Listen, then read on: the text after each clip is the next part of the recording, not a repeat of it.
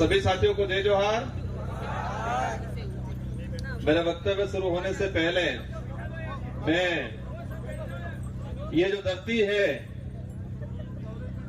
बासिया सरपोटा की धरती को नमन। इस मंच पे जो जिनकी प्रतिमाएं लगी हैं, इन सारे महापुरुषों को मेरी ओर से नमन करना चाहूंगा।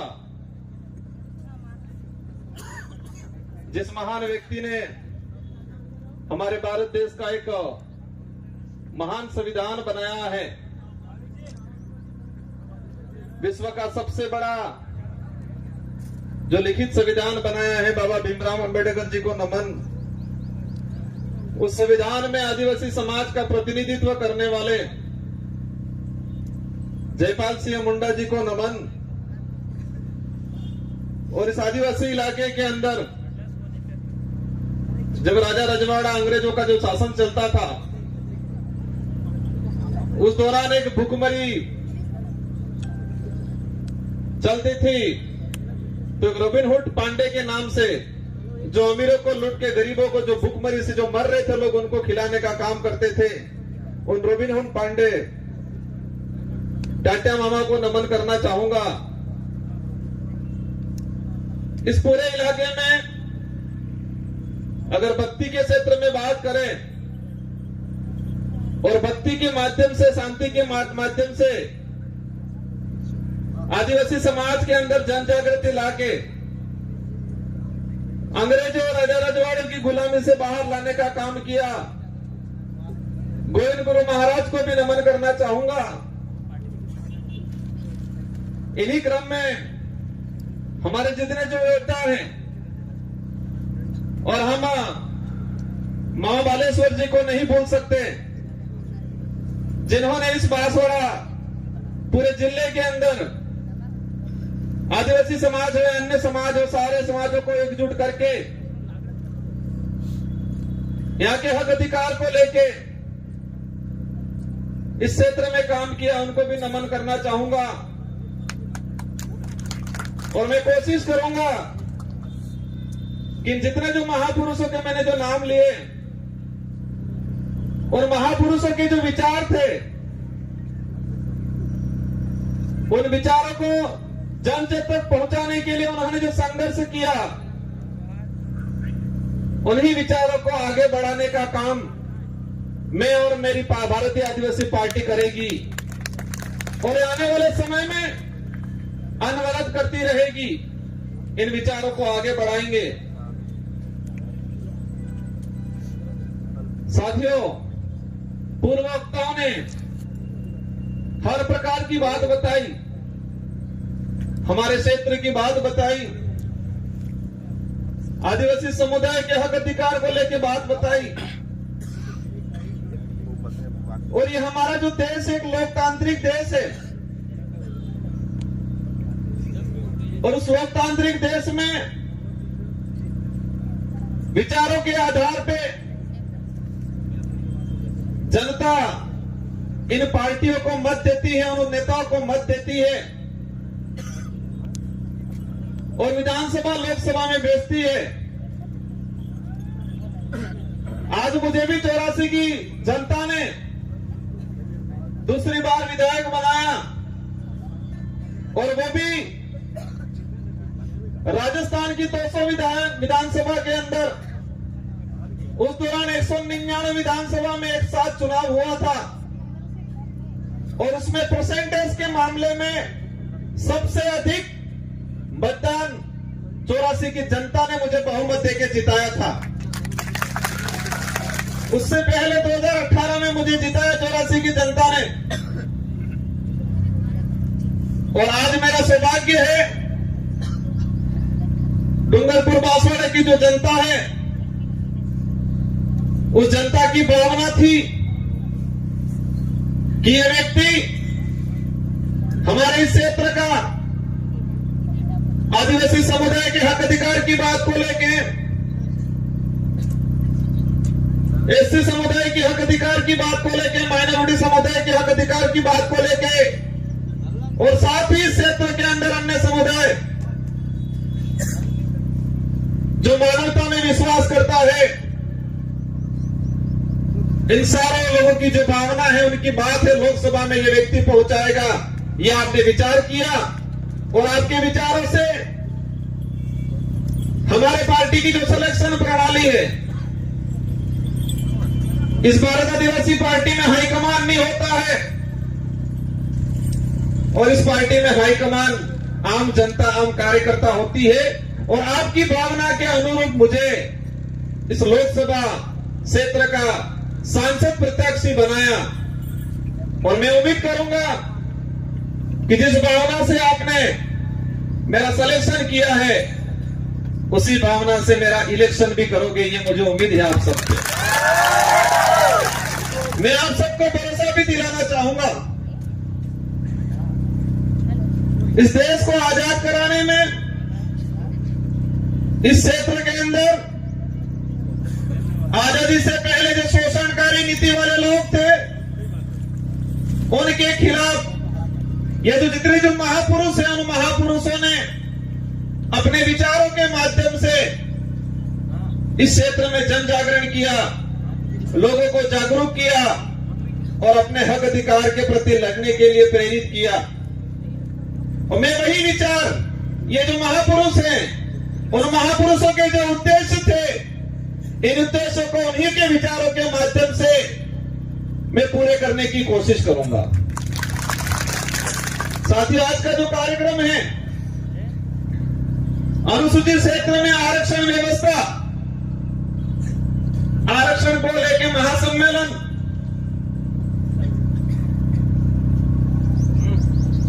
ये जो शब्द है, ये शब्द आते ही कई सवाल पैदा करता है अपने दिमाग में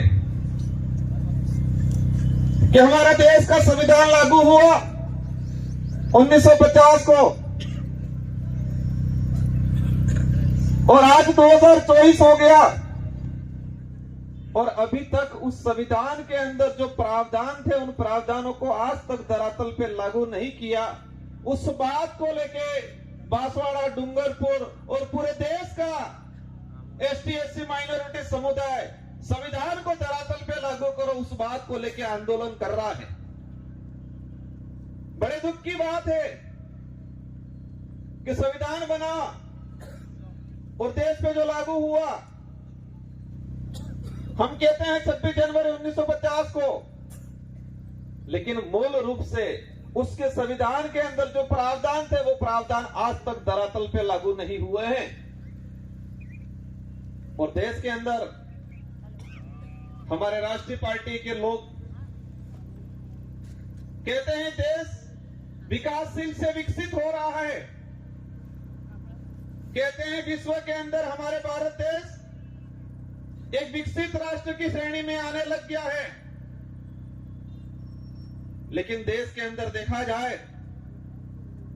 आज से 5 साल पहले जिस 5वीं स्कूल के अंदर 70 बच्चे पढ़ रहे थे और आज उसी 5वीं स्कूल के अंदर 35 बच्चे पढ़ रहे हैं। आज से 5-10 साल पहले हमारे देश के प्रत्येक नागरिक पे जो कर्जा था, और आज देखें वो कर्जा 4 गुना तेजी से बढ़ रहा है। आज जो कुपोषण का जो स्थिति है, आज से 5 साल पहले जाएंगे तो इतना कुपोषण नहीं मिलेगा जितना आज कुपोषण है। जो देश में मीडिया के माध्यम से, मैं सारे मीडिया पे सवाल नहीं करना चाहता, लेकिन कुछ मीडिया वाले ऐसे लोग हैं जो देश की सच्चाई को छुपा रहे हैं और पार्टियों के इशारों पे, सरकारों के इशारों पे इस देश के लोगों तक गुमराह करने वाली बातें फैलाई जा रही है। इस देश के लोगों को अंधकार में रखा जा रहा है और हम देश में वर्तमान देख सकते हैं। मेरा वक्तव्य, हमारे पूर्व वक्ताओं ने कहा हमारे समाज के कुछ पढ़े लिखे अधिकारी कर्मचारी कहते हैं, हमारे समाज के जो नेता कांग्रेस बीजेपी में दिग्गज बने हुए हैं वो कहते हैं आरक्षण पूरा मिल रहा है। कोई कहता है आरक्षण की जरूरत नहीं है, कोई कहता है कि आरक्षण मिलना था मिल गया और फालतू गुमराह कर रहे हैं। हमारे क्षेत्र की जनता विचार करती है, हम कहते हैं आरक्षण मिलना चाहिए, वो कहते हैं आरक्षण मिल गया, कोई कहता है आरक्षण पूरा मिल रहा है। और हमारे क्षेत्र की जनता कंफ्यूज रहती है कि हकीकत क्या है। हमारा पढ़ा लिखा बेरोजगार युवा वो भी कंफ्यूज रहता है कि आरक्षण क्या है। और दुख की बात यह है कि हमारे पाठ्यक्रम में बेमतलब की चीजें डाली जा रही है। अगर देश के अंदर आरक्षण को लेकर जो चल रहा है, कुछ लोग कहते हैं भ्रमित किया जा रहा है। देश के आरक्षित वर्ग को, युवाओं को अगर क्लियर करना चाहिए था तो संविधान के अंदर जो आरक्षण व्यवस्था रखी गई है उसको हमारे पाठ्यक्रम में लागू कर दिया होता तो आज हर युवा को पता होता कि मेरा रिजर्वेशन संविधान के अंदर इतना है, शेड्यूल एरिया में इतना है, नॉन शेड्यूल एरिया में इतना है। लेकिन होता क्या है, वो आरक्षित वर्ग का युवा आरक्षण को जान जाएगा, समझ जाएगा, संविधान में प्रावधान क्या है समझ जाएगा, तो वो सवाल खड़ा करेगा उन राष्ट्रीय पार्टियों से, उन नेताओं से जो आते हैं कहते हैं कि राम के नाम से वोट देना। कहते हैं कि नहीं कहते हैं? इन लोगों ने कभी ये नहीं कहा कि बेरोजगारी खत्म करेंगे, बेरोजगारी खत्म करने के नाम से वोट देना, ये बोला उन्होंने? इस क्षेत्र में शिक्षा में गिरावट हो रही है, शिक्षा के क्षेत्र में हम काम करेंगे, इसके नाम से वोट देना, ये नहीं बोला। और इस देश का दुर्भाग्य है कि इस देश में ऐसे नेता पैदा हुए हैं जो खुद के समाज का तो भला नहीं किया, लेकिन जिस पार्टी का खाया, जिस पार्टी में पद प्राप्त किए, ऊंचे ओहदे पे गए, उस पार्टी के भी नहीं हुए। जिस पार्टी के अंदर गए हैं उनको कहना चाह रहा हूं कि जो व्यक्ति उनके समाज का नहीं हुआ, जो व्यक्ति उसकी पार्टी का नहीं हुआ, वो तुम्हारा कतई नहीं हो सकता है। और इस क्षेत्र में देखा है मेरे, हमारे चंद्र वर्ग के भाइयों को जाके ये भड़काते हैं, कहते हैं कि तुम चिंता मत करना, मैं तुम्हारे साथ हूं, ये बोलते हैं। तो हमारे उन भाइयों को भी कहना चाहूंगा जो खुद के समाज का नहीं हो सकता है वो आपका कभी नहीं हो सकता है। ये विचारधारा सच्चाई को लेकर लड़ रहे हैं। ये विचारधारा हम कहते हैं हम आदिवासी समाज में पैदा हुए हैं, मेरा पहला फर्ज बनता है कि मैं मेरे परिवार के लिए, मेरे समाज के लिए बात रखूं। साथ ही क्षेत्र के अंदर हमारे एसटी समुदाय के भाई हैं, माइनॉरिटी समुदाय के भाई हैं, इसके अलावा किसी भी वर्ग का गरीब भाई है, उसकी कोई भी बात होगी, कोई भी समस्या होगी, उसका निराकरण करेंगे हम लोग। और ये देख सकते हो हमारे 84 क्षेत्र के अंदर हर व्यक्ति ने हमको मत दिया और मुझे मेरी विधानसभा में प्रचार करने की जरूरत नहीं पड़ी थी। हमारे कार्यकर्ताओं ने मोर्चा संभाल लिया था और हाईएस्ट मत राजस्थान में टॉप 2 में लाके रख दिया मुझे। आरक्षण व्यवस्था को लेकर कुछ आंकड़ा मैंने क्लियर किया है, अलग अलग डिपार्टमेंट की भर्तियों का, लेकिन इस मंच के सामने ही हमारे खाकी वर्दी वाले भाई दिख रहे हैं, इसलिए मैं उनके डिपार्टमेंट का कुछ आंकड़ा बता दूंगा।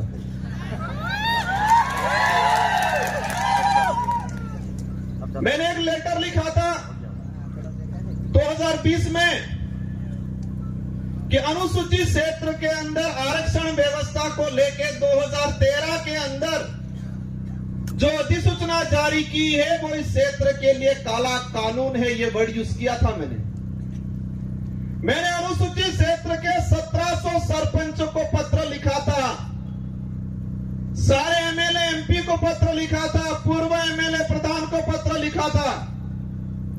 मैंने 2000 के करीब लेटर लिखे थे और उस लेटर में हेडिंग लिखी थी कि 2013 की अधिसूचना आदिवासी समुदाय के लिए काला कानून है, ये वर्ड यूज किया था मैंने। और उसी वर्ड को मैं आज एक्सप्लेन करना चाहूंगा मैंने क्यों बोला था। ये समय का अभाव है, मैं शॉर्टकट निपटूंगा। हमारे साथ जो अन्याय हुआ है, हमारे साथ जो धोखा हुआ है, हमारे युवाओं की भावनाओं के साथ खिलवाड़ हुआ है, वो सभी गांठ बांध के रखना है, वो गुस्सा अंदर समाहित करके रखना है। और जब लोकतंत्र में एक अवसर आता है हर 5 साल में, उस दिन ये बदला एक साथ लेना है और उनका रगड़ा निकालना है। 2013 की अधिसूचना हुई पुलिस डिपार्टमेंट की भर्ती 2013, 2016 और 2018, 3 भर्तियों के अंदर 2312 कुल पद आए। मैं ये आज इसलिए कहना चाह रहा हूं कि इन्हीं कमल कांग्रेस के नेताओं ने और मुख्य रूप से 2013 में जो मंत्री थे, वर्तमान विधायक थे, जो ईडी के डर से आज भाजपा में चले गए, उनके ही कर कमलों से यह लागू किया गया। अब इसमें क्या है प्रावधान? इन 3 भर्तियों की बात करें, कांस्टेबल भर्ती 2312 कुल पद आए। प्रावधान यह किया गया 45% एसटी को, 5% एससी को और 50% ओपन कैटेगरी को दे दिया जाएगा। मतलब ओपन कैटेगरी में कोई भी जा सकता है, एससी का व्यक्ति जा सकता है, एसटी का व्यक्ति जा सकता है। ये बात बोली उन लोगों ने, लेकिन आंकड़ा क्या आता है? मैं ऑल ओवर अगर बात करूं, एसटी को मिले 828, 2312 में से एसटी को मिले 828 और वो 35% पद मिले, 45% पूरा नहीं मिला। वही बात करें ओपन कैटेगरी के जो पद आए 1156 और मिले उनको मिलने 1359 और उसमें एसटी एससी का रिजर्व कैटेगरी के लड़के गए 12 लड़के। और वही ये सामने खड़े में कहना चाह रहा, उनकी पदोन्नति होती है, उनके पदों की गणना अपने कैटेगरी में लेते हैं। और कुछ नेता कहते हैं, ये बात इसलिए एक्सप्लेन कर रहा हूं मैं, हर व्यक्ति को अपना हक मांगने का अधिकार है। एक बाप के अगर 4 बेटे हैं, 3 बेटों के साथ अन्याय होता है और एक बेटा ही सारी जमीन लेके खड़ा खाता है, तो क्या 3 बेटे आवाज नहीं उठाएंगे? तो इस क्षेत्र में हमारा अन्य समाज का व्यक्ति रहता है, उनसे भी कोई दुश्मनी नहीं है, उनकी भी बाजी मांग को हम रखेंगे। लेकिन हमारा फर्ज बनता है, जिस सर्टिफिकेट लगा के हम यहां पर आए हैं, उस सर्टिफिकेट के आधार पर एमएलए एमपी बनते हैं, तो जिस समाज का सर्टिफिकेट लगाया है उस समाज के हक अधिकार के लिए अगर हम नहीं बोलते हैं तो कौन बोलेगा? इस आधार पर पुलिस भर्ती का अगर देखा जाए तो हमारे लड़कों का 300 पद के आसपास नुकसान हुआ। उस मां पे क्या गुजरी होगी जिस मां ने बच्चे को अपनी जमीन, अपने जेवरात गिरवी रख के बच्चे को पढ़ाया होगा, उम्मीद की होगी मेरा बच्चा पुलिस कांस्टेबल की तैयारी कर रहा है, नौकरी लगेगा। लेकिन इस प्रकार की अधिसूचना के कारण वो बच्चा आज नौकरी नहीं लगा और वो बच्चा आज गुजरात में जाके मजदूरी कर रहा है और उस मां के सपने अधूरे के अधूरे रह गए। ये लड़ाई उनके लिए है, सूद समेल वसूल करेंगे। और ये किसी समाज को हम दोष नहीं देना चाह रहे हैं, हम दोष उस नेताओं को देना चाह रहे हैं जिन्होंने अपनी पेटियां भरने का काम किया, टिकट लेने का काम किया और इतना कमा लिया कब ईडी के डर से भाग गए। गजब सुनता हूं मैं। एक दिन कहते थे हम पे आरोप लगाए और फिर बाद में 2 दिन बाद कहते हैं ये तो जुमला था, कहते हैं कि मोदी ने जुमला दिया था और आज कहते हैं कि मोदी के विजन से प्रभावित होकर गया हूं। मोदी जी के जुमले के विजन से प्रभावित होके गए हैं। इसका मतलब ये क्लियर है कि वो भी जुमलेबाज से कम नहीं है। हमें उनसे भी पर्सनली कोई लड़ाई नहीं है। उनके कोई जमीन का बंटवारा हमारा नहीं है, लेकिन उनको इस क्षेत्र की जनता ने बड़ा लीडर माना था। हमारे बड़े बुजुर्गों ने आशा रखी थी उनसे कि ये नेता है बड़ा, हमारे लिए, हमारे क्षेत्र के लिए कुछ अच्छा करेगा। इन आशाओं पे पानी फेरने का काम किया है। मुझे कई जगह से जानकारी मिली, बुजुर्ग लोग जो रात दिन उस आदमी के लिए, उस पार्टी के लिए घूमते थे, खुद का पैसा खर्चा करके इन लोगों ने कई दिनों से दुश्मनी ले ली उस व्यक्ति की वजह से, उस पार्टी की वजह से, और आज बेचारे वो बुजुर्ग लोग रो रहे हैं। आपको चिंता करने की जरूरत नहीं है। पूरे देश के अंदर यही भारत आदिवासी पार्टी है जो सच्चाई को लेकर लड़ने का काम करेगी।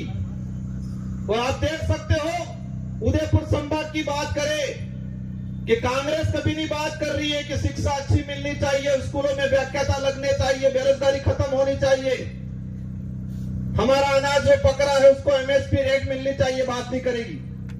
बीजेपी भी वो बात नहीं कर रही है।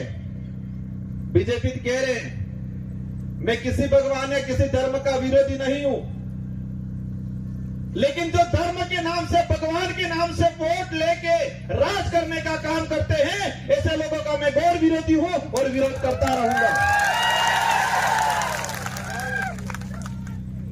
यहां पर हुआ था, जिनको आज हम ज्ञापन देने जा रहे हैं,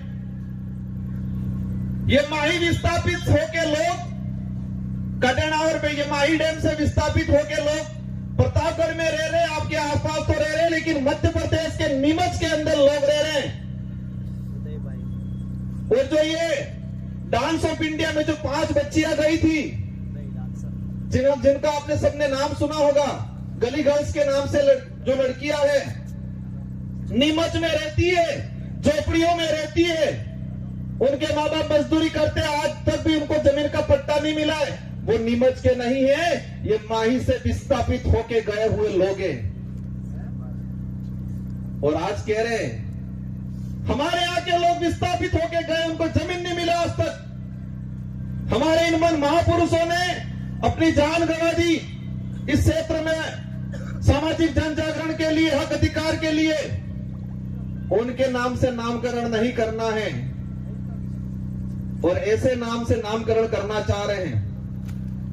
करना है तो इस क्षेत्र में जो लोग थे, किसी भी समाज का व्यक्ति हो, एससी का हो, ओबीसी का हो, किसी भी जिस व्यक्ति ने इस क्षेत्र के लिए काम किया है, मामा बालेश्वर आदिवासी नहीं थे, लेकिन आदिवासी समाज आज उनको भगवान की तरह पूछता है, क्योंकि आदिवासी के लिए काम किया। हम हर उस व्यक्ति का, हर उस समाज का सम्मान करेंगे जो मानवता में विश्वास करता है, और उस हर व्यक्ति और उस हर धर्म का विरोध करेंगे जो छुआछूत, भेदभाव, उच्च नीच करता है, उन सबका हम विरोध करेंगे। क्योंकि ये देश संविधान से चलता है। और आज बात करें, एक नारा लगाया जा रहा है 400 पार। क्या नारा लगा रहे हैं? 400 पार। अंग्रेजों और मुगलों ने इस देश को कम लूटा था, उससे भी खराब स्थिति से ये लोग इस देश को लूट रहे हैं। इसका असर आदिवासी या एससी को ही नहीं है, इसका असर पड़ेगा हर वर्ग के व्यक्ति को, आने वाले समय में भुगतना पड़ेगा। ये लोग बहुत बुरी तरीके से इस देश को लूट रहे हैं। एक वक्त था 2013 के अंदर वो नारा लगाते थे वही वो व्यक्ति कि न खाऊंगा न खाने दूंगा, और आज जितने देश के अंदर खाने वाले लोग थे, उन सबको वो साथ में मिला के कह रहे कितना लाओ लाओ, बंटवारा करते हैं। ये सारी बातें होगी, लेकिन हमको करना क्या है? हमको उनको सबक सिखाना है, उन नेताओं को एहसास कराना है कि ये राजतंत्र नहीं, ये लोकतंत्र है, और इस लोकतंत्र में संविधान ने जनता को ताकत दी है, जिसे हम लोकतंत्र की कुंजी कहते हैं, जो वोट है। और हर 5 साल में उसका अवसर आता है। आज मुझे कहते हैं एमएलए साहब बहुत बड़ा दिग्गज आदमी है, बहुत पैसा है, कहते हैं टक्कर लेनी पड़ेगी, ये कहते हैं। मैंने कहा मैं नहीं लड़ रहा हूं, डूंगरपुर बांसवाड़ा की जनता चुनाव लड़ रही है और ये जनता पैसों के लिए चुनाव नहीं लड़ रही है। ये जनता सुख सुविधाओं के लिए मेरे साथ नहीं है, ये जनता स्वाभिमान के लिए है। इस जनता के अंदर जो साथ मेरे साथ जुड़ रहा है, संगठन के साथ जुड़ रहा है, उस प्रत्येक व्यक्ति के अंदर स्वाभिमान जगा है, अपने आने वाली पीढ़ी के लिए कुछ कर गुजरने की ताकत जगी है, इसलिए मेरे साथ जुड़े। और देश के इतिहास उठा के देख लो, आजादी से पहले भी जो राजा रजवाड़ा या मुगलों की सेना होती थी तो सोना में भर्ती होता था सिपाही, तो सैलरी के लिए होता था, तनख्वाह मिलती थी, या किसी राजा से एग्रीमेंट होता था, सहयोग में पूरी सेना भेजता था तो रियासत क्षेत्र की कुछ जमीन को लेकर सौदा होता था। लेकिन वो सेना युद्ध के मैदान में टिकती नहीं थी। और यही देश के इतिहास उठा के देख लो कि मुगल के अकबर के सामने इस देश के सारे राजाओं ने अधीनता स्वीकार कर ली थी, लेकिन महाराणा प्रताप एक ऐसा था जिसने मुगलों के सामने अधीनता स्वीकार नहीं की थी। देश के इतिहास में पढ़ाया जाता है, हमारे बड़े बुजुर्गों से सुनते हैं कि देश के अंदर सारे राजाओं ने अकबर की अधीनता स्वीकार कर ली, लेकिन राणा प्रताप ने अधीनता स्वीकार नहीं की, क्योंकि देश के अंदर अन्य जो राजा थे उनकी जो सेना थी वो सैलरी पे थी, तनख्वाह पे थी। देश के अंदर जो अन्य राजा थे उनके सहयोग में आई हुई सेना कुछ जमीन की लालच में आई थी मदद करने, लेकिन राणा प्रताप के साथ में जो सेना थी वो तनख्वाह वाली सेना नहीं थी, वचन वाली सेना थी, और वो भीलों की सेना थी। किसकी सेना थी? भीलों की सेना थी, पठानों की सेना थी। अगर वो तनख्वाह वाली सेना होती तो युद्ध के मैदान में टिकती नहीं। वो स्वाभिमान के लिए, अपने वचन के लिए गई थी राणा प्रताप के साथ, और इसीलिए देश के अंदर महाराणा प्रताप के नाम से उनको जाना जाता है। और उनके भाई थे शक्ति सिंह और जगमाल, वो भाई भी उनके साथ में नहीं थे। इससे यह सिद्ध होता है कि महाराणा प्रताप को किसने साथ दिया। उनके परिवार के लोग भी हट गए थे, वो भी मान सिंह की गोद में जाके बैठ गए थे। उस कुल के लोग हैं ये। और मुझे पता है कि इस कांग्रेस और बीजेपी के बहकाव में आके उनसे पैसा लेके ये काम नहीं करेंगे। ये लोग स्वाभिमान के लिए काम करेंगे, ये वचन के लिए काम करेंगे, आने वाली पीढ़ी के लिए काम करेंगे। मेरी बात को आप समझ गए होंगे कि हमारे लोगों ने महाराणा प्रताप को वचन दिया था, तनख्वाह नहीं ली थी, फौज में हमारे लोग भर्ती नहीं हुए थे, तनख्वाह की बेसिस पे नहीं हुए थे, पूरा गांव के सिपाही लोग, जवान लोग गए थे, वो वचन दिया था। और इस लड़ाई में, इस मैदान लोकसभा क्षेत्र में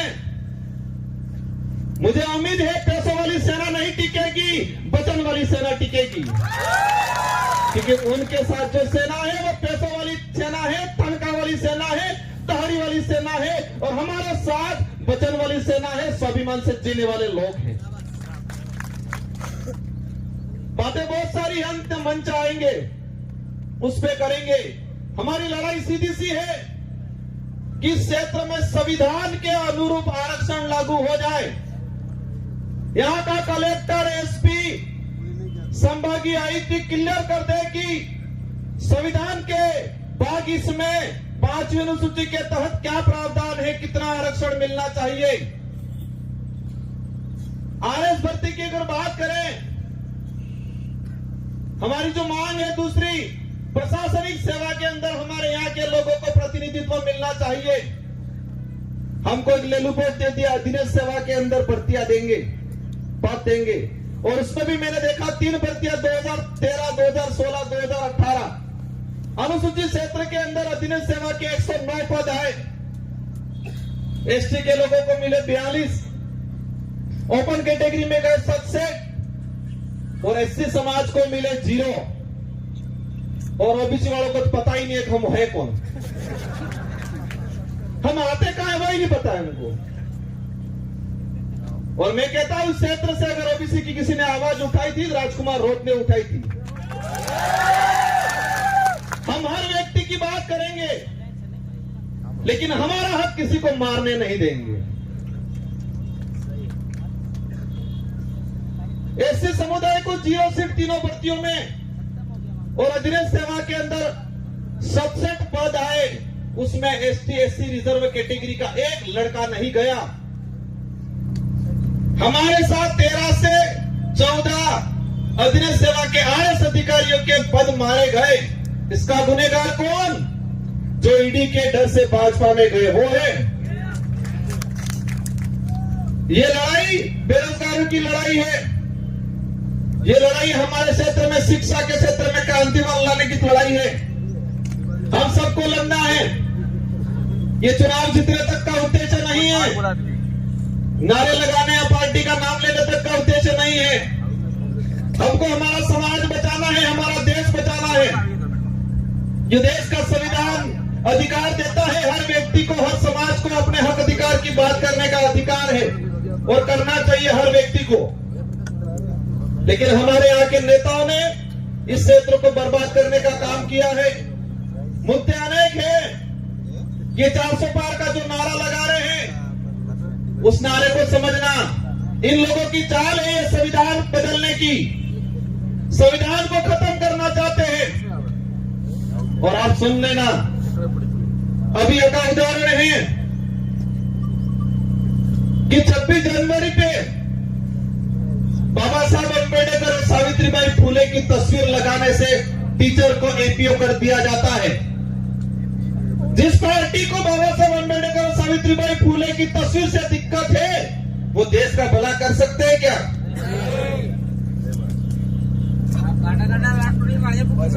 ये अंग्रेजों से भी बदतर स्थिति देश की करने वाले हैं। और हम सबको मिलके, और ये पार्टी कोई क्षेत्रीय पार्टी या इस डूंगरपुर, बांसवाड़ा, उदयपुर तक सीमित रहने वाली नहीं है। ये पार्टी अरब सागर से लगा के बंगाल की खाड़ी तक जितने जो स्टेट पड़ रहे हैं, और हमारे साथ हर वर्ग का व्यक्ति जुड़ रहा है। हम सच्चाई की लड़ाई लड़ रहे हैं। आने वाले समय में मुझे उम्मीद है, मेरी बात पे आप गौर करोगे कि युद्ध के मैदान में सैलरी वाली जो तनख्वाह वाली सेना नहीं टिकती है, युद्ध के मैदान में वचन वाली और स्वाभिमान वाली सेना टिकती है। और वही सेना मेरे साथ है। मुझे पता है हमारे लोग गरीब है, कमजोर है हमारा कार्यकर्ता, लेकिन मुझे यह भी पता है कि उस व्यक्ति के अंदर जमीन जिंदा है, उसका स्वाभिमान नहीं मरा है। वो व्यक्ति डट के मुकाबला करेगा और पूरे भारत की रोमांचक सीट ये होगी। और मुझे दुख भी है, मेरे 84 के कार्यकर्ताओं का दुख है, मेरा भी दुख है कि 84 की जनता ने शानदार मैंडेट दिया था मुझे। मेरी भी इच्छा थी मैं 84 के अंदर ही रहूं, मेरे कार्यकर्ताओं की भी इच्छा थी 84 के अंदर रहूं, लेकिन बांसवाड़ा वाले ही नहीं माने। और आपको ये तिरवाने का काम करना है और ये बेड़ा पार करना है। इन्हीं शब्दों के साथ आप सबको धन्यवाद। एक बात और बोलना चाहूंगा, देश के अंदर भाजपा के नेता बहुत प्रताड़ित थे, और विशेषकर बांसवाड़ा में जो भाजपा के नेता बेचारे बहुत प्रताड़ित थे, हमसे भी ज्यादा प्रताड़ित थे।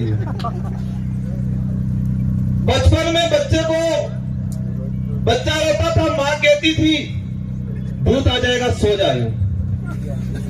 और यहाँ भाजपा के नेता इतने प्रताड़ित है, हल्का सा बेचारा कुछ करता है, कहते हैं ईडी आ जाएगी, चुप हो जा, आ जाओगे तो ईडी आ जाएगी, मोदी जी की ईडी आ जाएगी, चुप हो जाएगा। वो चाहता बहुत कुछ है बेचारा, पर अंदर से डर हुआ है। उनको भी कहना चाहूंगा, आप चिंता मत करो, आपके विचारों को यहाँ रखने का अवसर मिलेगा। इस संगठन के साथ जुड़ो और इस क्षेत्र की जनता के लिए, युवाओं के लिए, हक अधिकार के लिए आगे बढ़ो। हम आपके साथ में लेकर चलने का काम करेंगे। इन्हीं शब्दों के साथ आप सबको धन्यवाद, आभार। जय जवाहर, जय भारत, जय संविधान।